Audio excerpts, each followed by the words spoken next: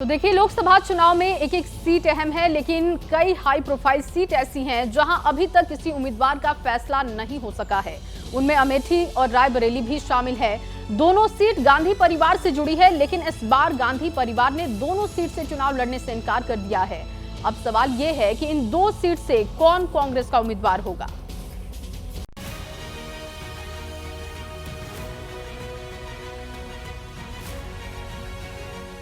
लोकसभा चुनाव का बिगुल बज चुका है। पहले चरण का रण आज से शुरू भी हो जाएगा, लेकिन कई हाई प्रोफाइल सीटों पर अब भी सस्पेंस बना हुआ है। इस लिस्ट में सबसे ऊपर है अमेठी और रायबरेली सीट। ऐसी खबर है कि रायबरेली और अमेठी से गांधी परिवार का कोई भी सदस्य चुनाव नहीं लड़ेगा। सोनिया गांधी राज्यसभा जा चुकी हैं और राहुल गांधी केरल के वायनाड सीट से प्रत्याशी घोषित हो चुके हैं। रही बात प्रियंका गांधी की, तो वो इस बार का लोकसभा चुनाव लड़ना नहीं चाहती हैं। अब सवाल इससे आगे का है, इन दोनों सीटों पर कांग्रेस का चेहरा कौन होगा। सबसे पहले बात अमेठी की। कांग्रेस ने अमेठी के लिए अब जो रणनीति बनाई है, उसके मुताबिक स्मृति ईरानी के सामने सुप्रिया श्रीनेत को चुनाव लड़वाया जाए, लेकिन उन्होंने मना कर दिया है। सुप्रिया श्रीनेत के इनकार के बाद आराधना मिश्रा मोना के नाम पर विचार चल रहा है। इसके अलावा दीपक सिंह के नाम पर भी चर्चा की जा रही है। दीपक सिंह गांधी परिवार के काफी करीबी हैं। हालांकि अभी तक कांग्रेस ने कोई भी नाम फाइनल नहीं किया है। अब देख लेते हैं 2019 लोकसभा चुनाव में अमेठी में किसे कितने वोट मिले थे। राहुल गांधी को पिछले चुनाव में 4,13,000 वोट मिले थे, जबकि स्मृति ईरानी को 4,68,000 वोट मिले थे। यानी राहुल गांधी 55,000 वोटों से चुनाव हार गए थे। लोकसभा चुनाव में 55,000 वोट की हार इतनी बड़ी भी नहीं होती कि कोई पार्टी निराश हो जाए, लेकिन जो आंकड़े हैं वो कुछ और ही संकेत दे रहे हैं। 2009 में राहुल गांधी अमेठी से 3,70,000 वोट से चुनाव जीते थे। 2014 में 1,07,000 वोट से जीते और 2019 में उनकी हार हो गई। अब सवाल ये कि क्या 2024 में हार का आंकड़ा और बढ़ेगा, और क्या इसी वजह से राहुल गांधी यहां से किनारा कर रहे हैं।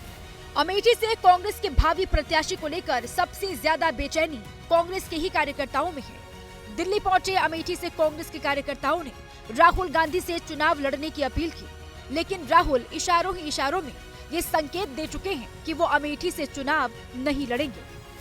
हमारी सीसी है, खारगे जी है, वो ऑर्डर देंगे, मैं करूंगा जो भी उनकी राय है। मैं कांग्रेस पार्टी का सिपाही हूं, जो ऑर्डर मिलेगा करूंगा। अब बात रायबरेली की। पिछले दिनों जब राहुल गांधी भारत जोड़ो न्याय यात्रा लेकर निकले थे, तो उनका काफिला रायबरेली और अमेठी भी पहुंचा था।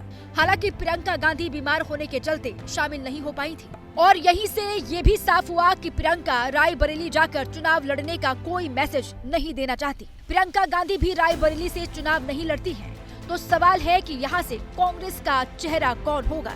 2009 में सोनिया गांधी वहां से 3,72,000 वोटों से चुनाव जीती। 2014 में हार का अंतर थोड़ा कम हुआ और वो 3,52,000 वोटों से जीती, लेकिन 2019 में उनकी जीत 1,67,000 वोटों के अंतर से हुई। यानी 5 साल के भीतर उनकी जीत के अंतर में करीब करीब 2 लाख वोटों की कमी आ गई। यानी रायबरेली की सीट पर भी इस बार कांग्रेस के सामने बड़ी चुनौती है। वैसे भी बीजेपी का पूरा फोकस अमेठी जीतने के बाद अब रायबरेली पर है। रायबरेली के ऊंचाहार से समाजवादी पार्टी के विधायक मनोज पांडे बीजेपी के संपर्क में है। रायबरेली बपौती नहीं है, वो बपौती होगी जो जनता की सेवा किया होगा, जिसने गरीबों को अनाज दिया होगा। पोस्टर से नहीं होगा। कौन जनता और गरीब के साथ खड़ा होता है। सबसे बड़ी जात है दुनिया में, वो है गरीब। आप कोई जातियों का विभाजन करिए, सबसे पहले आपको गरीब देखना पड़ेगा।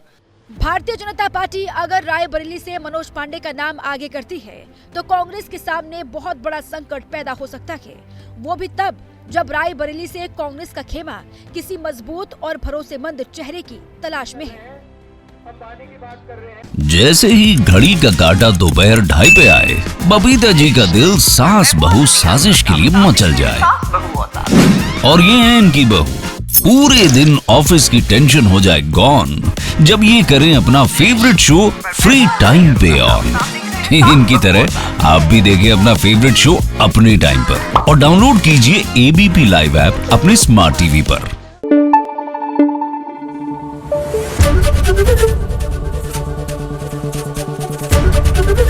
एबीपी न्यूज आपको रखे आगे।